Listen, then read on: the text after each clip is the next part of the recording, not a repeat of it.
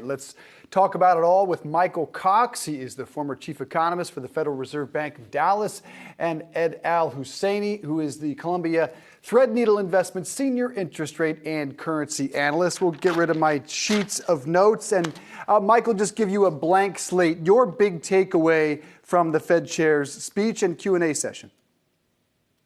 Well, I really did not like most of what I heard today because I heard Chairman Powell pointing the finger at other causes of inflation, supply chain problems, oil and gas problems, labor shortages, and so on. And I am totally with Milton Friedman, who I think is smarter than the whole room put together there, who said inflation is always and everywhere a monetary phenomenon, the result of too much money chasing too few goods. Look, the Fed has increased the M2 money supply 43% since February of 2020. That's since the COVID began. 43% more money put into the economy is going to cause inflation. And you don't need to look elsewhere for some beyond that, beyond the Fed, for some reason why we have so much inflation. Inflation hit 16% on an annually adjusted basis in March. And it just keeps rising and rising and rising. Certainly it's good that the Fed finally raised rates today. And that to me is the reason that the market is up. The market is finally saying, thank you for stopping some of this hesitation. It's good the Fed raised rates today, but there's been too much hesitation, too much waiting, too little courage, too much talk and not enough action, too much admiration of Volcker and not enough emulation of him. Volcker said the Fed has to keep this.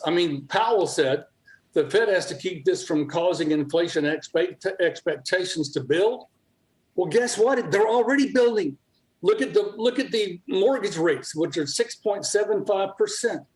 We already have this inflation expectations building into the economy, hurting markets.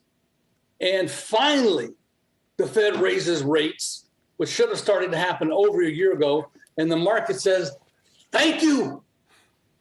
It's about time you did your job.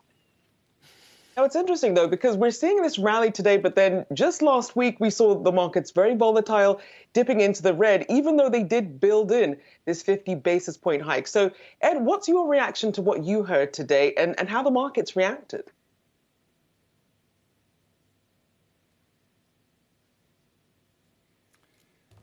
I think Ed may be muted there.